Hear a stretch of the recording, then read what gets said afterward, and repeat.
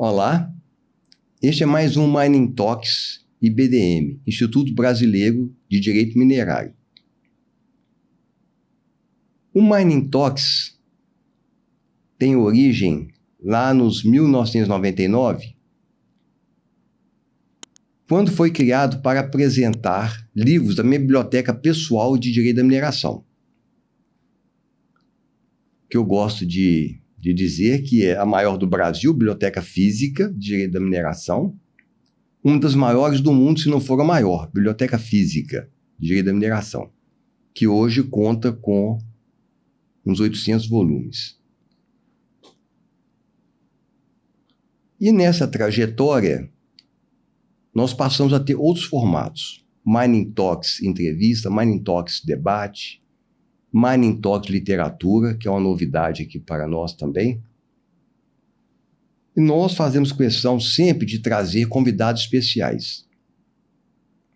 Seja em função da especialidade da própria pessoa, que nós gostamos, seja a especialidade em função da capacitação profissional, mas sempre são pessoas especiais.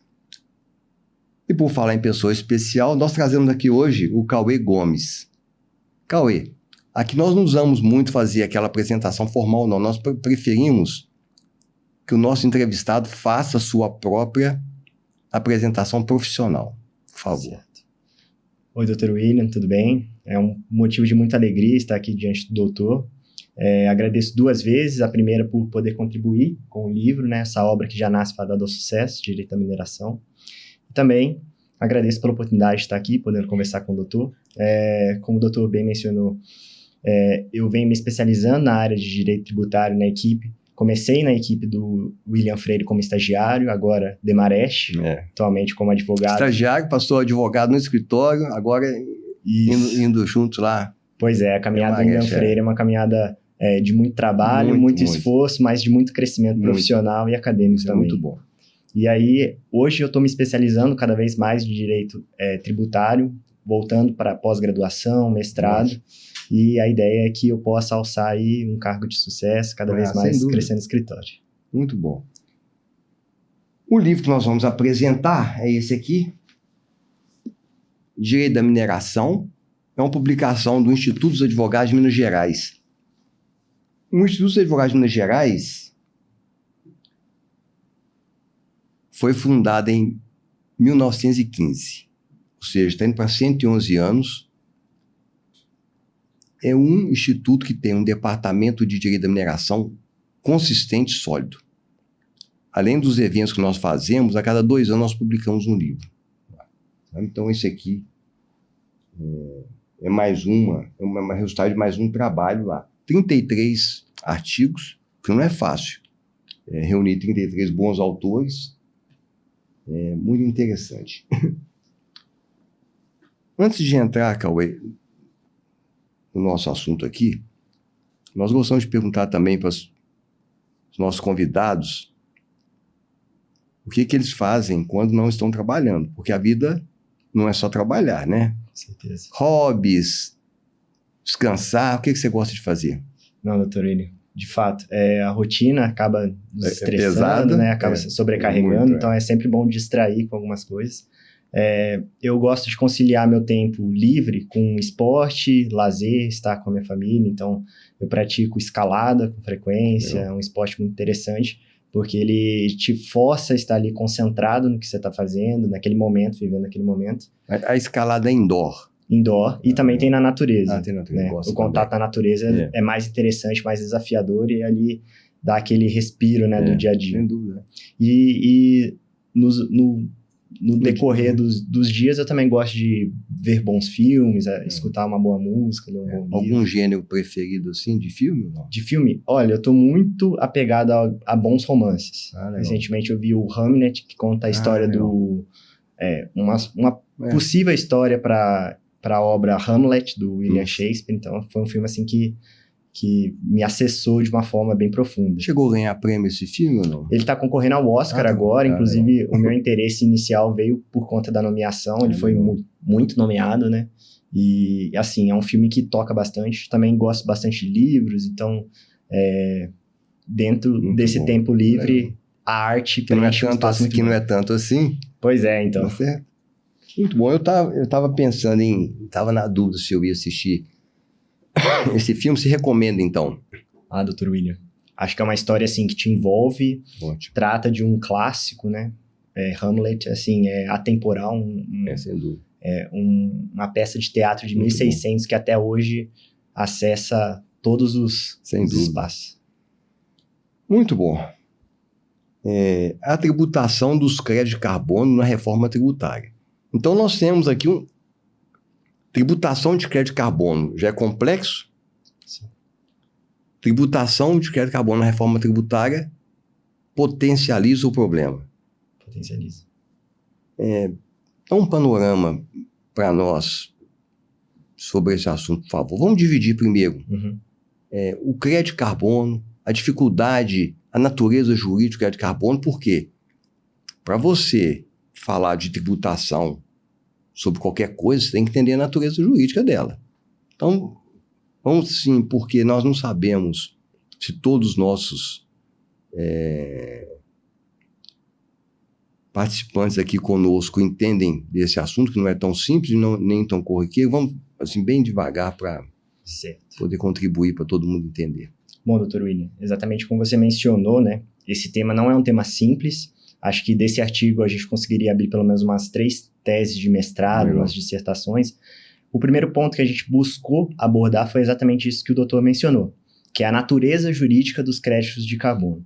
Os créditos de carbono, eles decorrem principalmente dos acordos internacionais que foram firmados e vêm sendo firmados ao longo dos anos. Começa ali a partir da discussão do protocolo de Kyoto, em que o Brasil ratificou em 2002, salvo o melhor juízo. E exatamente dessa mudança, impôs-se que países desenvolvidos ajustassem ali as emissões de gases que contribuem para o efeito estufa, né?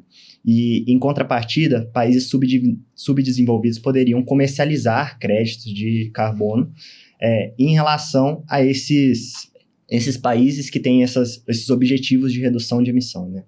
Então, a ideia dos créditos de carbono é funcionar como um ativo, né, que vai agir ali dentro de uma relação regulada de comercialização, principalmente entre países, para contribuir para a redução dos gases de efeito estufa e, assim, mitigar aí esse mal que vem se construindo ao longo do tempo.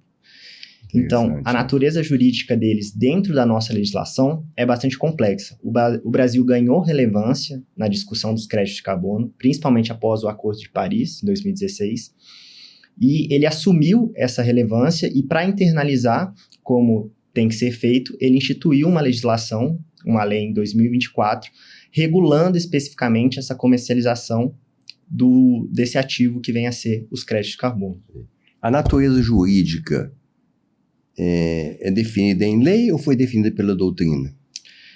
Isso daí é uma construção, né? Principalmente a gente vê nesse contexto de reforma tributária que essa natureza vai sofrer determinados impactos, seja pelas limitações constitucionais ao poder de tributar, então a ação de um princípio, mas a principal base que a gente utiliza hoje para definição seria essa lei complementar, que introduz ali, ela trata de créditos de carbono e também de certificados de redução de efeito estufa, né? E vai colocá-los ali como ativos imobiliários. Então, essa definição é bastante importante e relevante quando a gente passa a olhar para a reforma tributária, doutor. Muito bom. Bom, só por essa introdução, nós já vimos a complexidade do tema. Dando sequência aqui, explique, por favor, para quem está nos assistindo, como que isso agora se encaixa ou se relaciona com a reforma tributária, por favor. Certo. Bom, doutor, nós escrevemos esse artigo justamente por uma deficiência hoje que existe na parte de produção acadêmica, abordando esse tema especificamente. A gente vê muito se escrevendo sobre a reforma tributária, sobre os novos tributos, mas pouco se aplicando ou aprofundando naquilo que a gente já tinha, que já era regulado, que já era objeto assim, de grande contencioso, de grande construção doutrinária, e que agora tem que ter um novo olhar, né? Então, esse artigo, assim como o livro Direito à Mineração, ele surge para trazer novos olhares mais aprofundados para um tema que já era um tema espinhoso, assim dizendo. Dentro do contexto da reforma tributária, a gente vê a instituição de um IVA dual, né, que é um imposto sobre valor agregado. E o grande ponto que a gente tem que se observar é qual é o aspecto material, o que esses tributos visam de fato tributar, quais materialidades ele visa alcançar. E aprofundando nesse ponto, a gente trouxe uma análise do artigo 6º da lei complementar que regulamenta a instituição desse IVA dual, para analisar o que o contribuinte, ou melhor dizendo, o que o legislador, né, derivado, quer alcançar com aquela tributação. Então, dentro do contexto da reforma tributária, o que se visa tributar é operações de consumo, operações em que de fato há uma circulação de ativos que são propriamente dessa relação consumerista.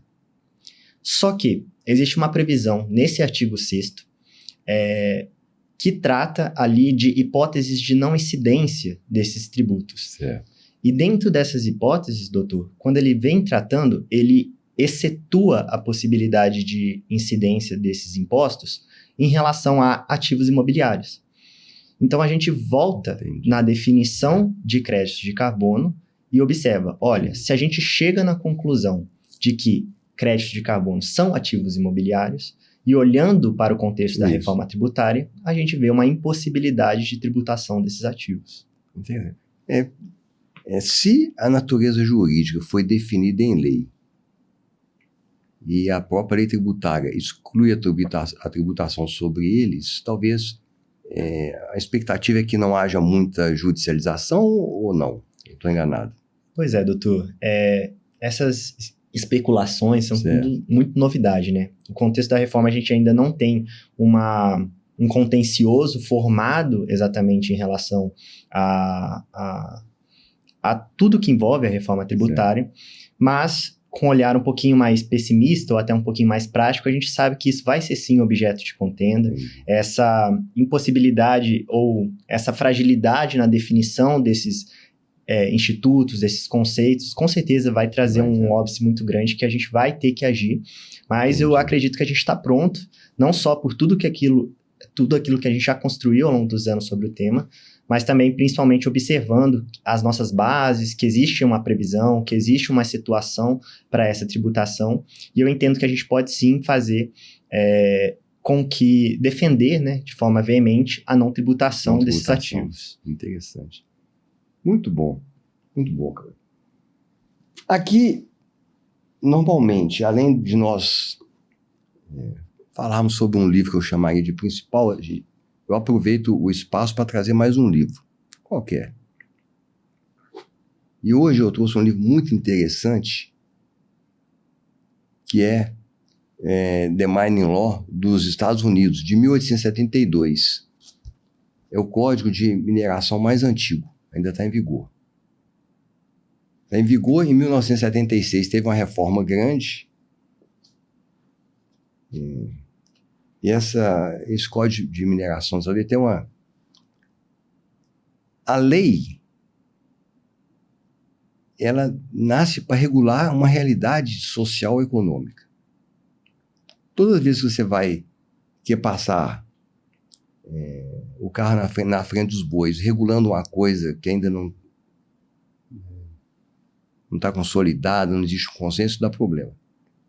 E aqui é muito interessante que tem uma parte aqui. Por quê? O Código de Mineração nasceu para regular o rush da corrida do ouro. Ponto. Ok? Foi o motor. E, naturalmente, nós temos que entender o que era a mineração em 1872. E tem um dispositivo interessante que faz o seguinte, que quando os veios de ouro se encontrarem no subsolo, cada um tem direito de seguir o seu, independentemente do espaço. Você imagina lá embaixo, né? Um veio bom e um veio ruim. Chega lá, qual que não? O meu bom, meu veio é ruim. Então, eu achei muito interessante como que ele reflete a realidade da situação na época, né? Muito bom esse livro. Aliás, uma das vantagens de formar biblioteca é tempo de ler tudo não tem. Hoje a biblioteca está com uns 800, mas passar o olho nesses livros, sabe, tem muita coisa interessante. E, aliás, falando em biblioteca, eu sei que você também gosta de ler, né? A origem dessa biblioteca nossa lá, ela é muito engraçada. Quando eu resolvi decidir estudar direito da mineração, que na época a gente chamava de direito minerário, uma coisa mais regulatória, mais restrita. Não existia nada no Brasil, sabe? Tinha Elias Bedran, Atílio Viváqua, o Lauro Lacerda da Rocha, que, aliás, eu tenho todos os volumes dele, que o pessoal só conhece esse último, mas ele tem livros mais antigos também, que eu tenho todos, que me foi, inclusive, ofertado pelo filho dele, o Carlos. Então, o que eu fiz? Tinha um estagiário no escritório, eu falei assim, você quer passear no Chile? Ué, quem que não quer, né? Passar uma semana no Chile de graça, né? Quero, mas você vai passear lá então? Mas vai me fazer um favor. Você vai levar 2 malas vazias e vai trazer de livro e cópia de livro. E assim foi feito. E assim começou minha biblioteca. E eu lembro de um fato muito engraçado, que o preço do excesso de bagagem quase foi o preço da passagem. De tão pesado que as malas estavam. Imagina. Eu gosto de contar essa história por 2 aspectos. Primeiro, que essa biblioteca minha é muito conhecida, eu tenho um certo orgulho dela. E segundo, para dizer o seguinte, quando a pessoa quer fazer alguma coisa, ela pega e faz. Entendeu? Dá um jeito, resolve. E talvez essa seja a mensagem para os jovens. Tá certo? Muito bom, Cauê. Eu queria já deixar o convite para o próximo. Sabe? Obrigado, doutor. Ver um tema desses palpitantes aí, independentemente de estar em livro, porque como agora nós temos o Mining Talks Literatura, se você quiser trazer um livro de direito tributário de outro autor e discutir algum capítulo interessante do livro que te chama a atenção, só me avisar que nós vamos conseguir um espaço aqui para você. Agradeço mais uma vez pela oportunidade, doutor William. Assim, o que o pessoal de casa está podendo ouvir e ver aqui é um pouco do que a gente escuta no nosso dia a dia. Isso mesmo, Esse orgulho do doutor pela biblioteca é o que nos move também a ter desejo de construir algo, construir um legado, e essa biblioteca tem certeza que é um legado aí para todos. A alegria da biblioteca e a alegria de ter feito, ter realizado. Bom, este foi mais um Mining Talks, hoje na versão entrevista. Aguardamos vocês no próximo. Até.